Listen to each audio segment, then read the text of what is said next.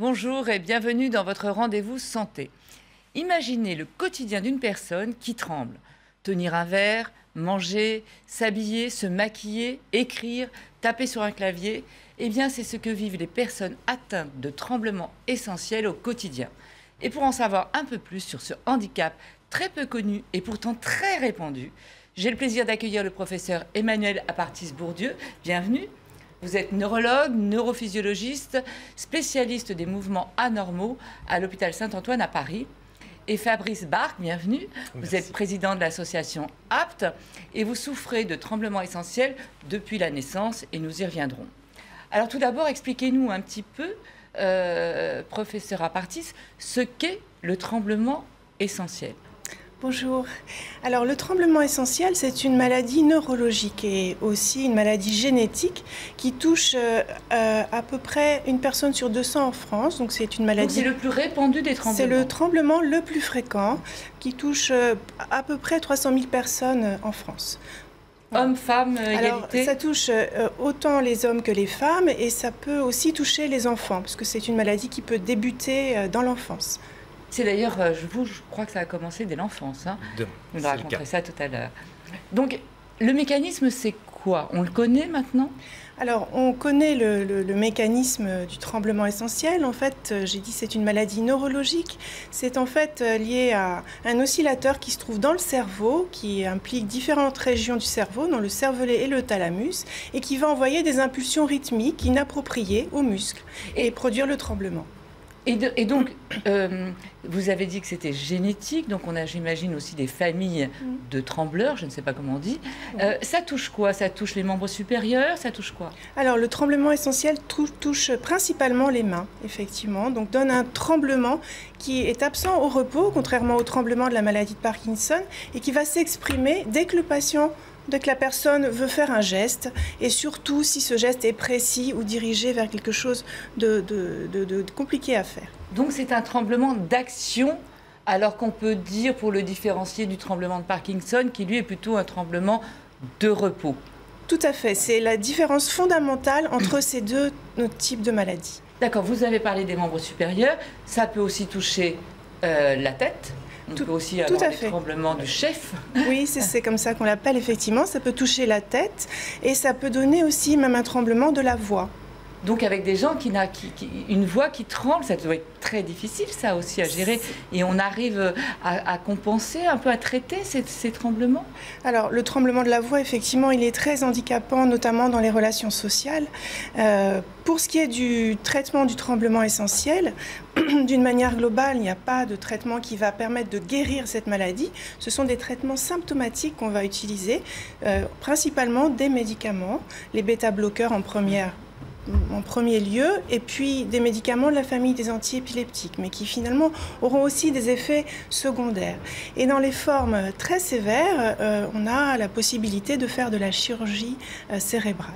Oui, alors là c'est vraiment réservé aux formes sévères. Donc là, on va mettre des électrodes dans le cerveau, justement au niveau du thalamus, et qui vont après diminuer, mais là c'est réservé vraiment aux formes très sévères. Il y a aussi beaucoup d'autres traitements avant. On a parlé du Botox aussi, c'est efficace, pas efficace? Alors le traitement par la toxine botulique, c'est je dirais un traitement d'appoint qui va permettre d'améliorer certaines localisations. Donc le tremblement du cou peut être amélioré à côté des médicaments, et puis le tremblement des mains, mais du bras, surtout quand il gagne les épaules et devient très pas au bout des doigts où là les muscles sont trop fins. Fabrice, alors vous, ça a commencé tout petit, et ce qui est intéressant dans votre parcours, d'abord je précise que vous êtes le président de cette association, hein, APT, ce qui est intéressant dans votre parcours, c'est qu'il y a absolument tout. Tous les problèmes, vous les avez vécus et surmontés puisque vous êtes là. Racontez-nous un petit peu donc, comment ça s'est passé dès l'enfance. Est-ce qu'on s'en est aperçu? Est-ce qu'on y a pensé? Rappelons aussi que votre maman a été atteinte de tremblements. Alors, je suis né dans une famille de trembleurs, comme vous l'aviez dit, hein, puisque ma mère a un tremblement essentiel. Mais on ne l'avait pas étiqueté. Mon grand-père maternel l'avait aussi, mais simplement, il y a 25 ans, plus que ça maintenant, on ne savait pas ce que nous avions et notre médecin traitant disait simplement que dans la famille, nous étions nerveux. Donc, vous m'avez pas l'air très nerveux pourtant. Hein. Non. Moi, j'ai vécu donc pendant 20 ans avec cet adjectif d'être nerveux et ma mère, elle a eu je dirais la malchance de le vivre pendant quasiment 50 ans puisqu'on a été diagnostiqués quasiment en même temps quand je suis allé voir un neurologue pour la première fois à l'âge de 19 ans. Mais ça veut dire qu'évidemment, pendant toute mon enfance, on m'a dit que j'étais nerveux alors que j'avais un tremblement, notamment évidemment à l'école, ça pose des problèmes pour l'acquisition de l'écriture. C'est essentiellement tremblement des membres supérieurs. Comment ça se passe à l'école? On est victime d'abord pour l'écriture. Je crois que vous adoriez la musique aussi. Oui, je faisais de la flûte traversière et c'était ma passion. Donc, je suis entré en classe horaire aménagée musique, c'est-à-dire je passe la moitié du temps à l'école et la moitié du temps au conservatoire. Et c'était vraiment ma passion. Je voulais en faire mon métier. Et évidemment, le tremblement, au bout d'un moment, comme c'est une maladie évolutive, il a commencé à devenir plus ample, à la fois pour les mains, mais aussi pour le souffle. Et c'est premièrement pour le souffle que ça commençait à poser un problème au conservatoire. Et le conservatoire a dit à mes parents, écoutez, si vous ne réglez pas ce problème de tremblement, votre fils ne va pas pouvoir continuer ses études musicales. Donc ça, effectivement, c'était la première fois que je faisais une réorientation et que j'ai dû changer du coup de mes études. De nombreuses personnes sont obligées d'ailleurs de changer de profession à cause des tremblements. On est victime de colibé, j'imagine, quand on est jeune. On vous traitait de quoi? On vous appelait comment? La tremblote? Tremblote, et puis il y a surtout l'image sociale du tremblement qui est souvent comparée soit à de la faiblesse ou alors une addiction à l'alcool ou à la drogue. Donc effectivement, c'est des réflexions du genre « t'as pas eu ta dose ce matin ?» Et ça, effectivement, quand vous n'avez pas de diagnostic, c'est tout le problème du tremblement essentiel. Quand vous mettez beaucoup de temps à arriver chez un neurologue, quand vous n'avez pas de diagnostic, eh bien, vous ne pouvez pas justifier de votre tremblement. Et donc, du coup, c'est attribué à autre chose. Vous, le diagnostic a été posé donc à 20 ans ou à 19 ans? 19 ans. 19 ans. Racontez-nous, parce que vous organisez un colloque, le deuxième colloque de francophone du tremblement, et vous avez fait d'ailleurs une étude qui montre que l'errance diagnostique dure combien? 9 ans? 14 années. Enfin, la médiane, c'est 9 ans. En moyenne et 9 ans en valeur médiane. Ouais. Effectivement, on a peu de données chiffrées sur le tremblement essentiel, d'où l'idée cette année d'avoir réalisé cette enquête auprès de 1500 personnes concernées par le tremblement essentiel, afin de mesurer le parcours de santé de ces personnes, mais aussi leur arrivée dans le système de soins. Et on voit qu'effectivement, c'est le problème majeur, c'est qu'il y a un énorme délai entre l'apparition des premiers symptômes et le diagnostic établi par un neurologue. Et je crois qu'ils ont vu en moyenne 5 médecins avant que le diagnostic ne soit posé? Tout à fait. Une personne sur 4 a vu plus de 5 médecins avant d'avoir un diagnostic de tremblement essentiel. Ça veut dire quoi? Ça veut dire que les médecins généralistes ne sont pas formés, qu'on envoie chez le psy mais pas chez le neurologue? Ça veut dire quoi? Ça veut dire exactement ce que vous venez de dire, c'est-à-dire que la maladie est très bien connue par la communauté des neurologues qui suit énormément de personnes concernées par le tremblement essentiel. En revanche, elle est méconnue à la fois des médecins généralistes et du grand public, ce qui explique ce retard. Et donc les médecins traitants, comme ce que j'ai vécu, pensent que les personnes sont nerveuses, peuvent prescrire des anxiolytiques, voire, comme vous l'avez dit, diriger plutôt vers un psychiatre que vers un neurologue. D'ailleurs, vous avez été vous-même traité pendant de nombreuses années par des anxiolytiques. Et après, vous avez été obligé de changer à nouveau de métier aussi, je crois. Voilà, puisqu'après ces études interrompues au conservatoire, je me suis dirigé vers l'enseignement. Et donc, j'étais enseignant de français langue étrangère à l'étranger. À cette époque-là, j'étais suivi par un neurologue qui n'était pas spécialiste des mouvements anormaux et qui a commencé effectivement à prescrire des anxiolytiques, donc qui ont une action, enfin Emmanuel Apartis-Bourdieu pourrait le dire mieux que moi, sur le système nerveux central. Mais le problème de ces anxiolytiques, c'est qu'il y a un effet d'accoutumance. Donc, ils sont très efficaces immédiatement, mais pas dans la durée. Et comme c'est une maladie chronique et que c'est évolutif, il faut sans cesse augmenter les doses. Donc, un de vos messages, évidemment, d'abord, il faut consulter des spécialistes. Il existe des traitements, mais un de vos messages aussi, c'est d'arriver à vivre avec.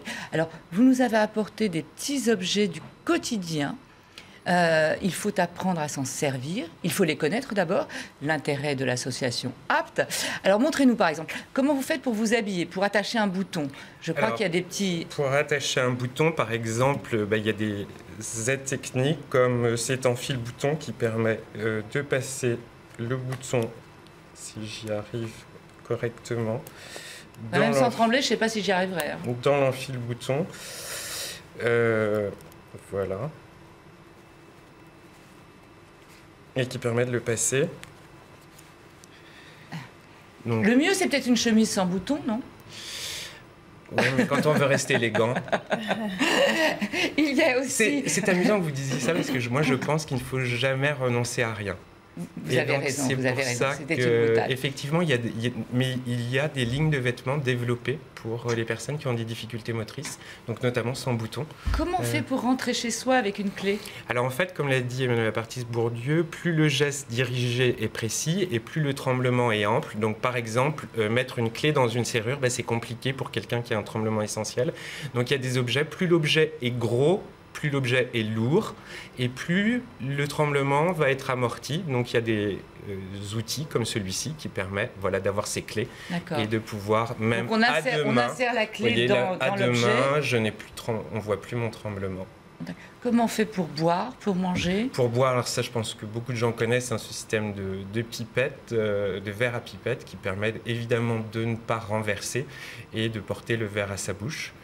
Et pareil pour les fourchettes. Donc et même chose, donc là c'est une fourchette lestée, donc pareil, plus l'objet est lourd et plus le tremblement est amorti dans le geste. Juste terminons, il nous reste 1 minute. Il y a de l'espoir, la recherche avance, on progresse dans les traitements. Alors, la recherche est très active en France pour le tremblement essentiel et très fortement soutenue par l'association APT. Il y a plusieurs pistes. Effectivement, c'est d'une part d'essayer de trouver le gène responsable de cette maladie et d'autre part, pour ce qui est des traitements, effectivement, on essaye de trouver le moyen à côté des traitements médicamenteux, de moduler l'activité cérébrale pour atténuer l'amplitude de ce tremblement avec des méthodes qui sont en cours d'investigation, de stimulation cérébrale externe. Voilà. Et il faudrait aussi, je crois, et c'est aussi tout l'objet de votre colloque, donc qui aura lieu le 8 octobre, qui est ouvert à tous.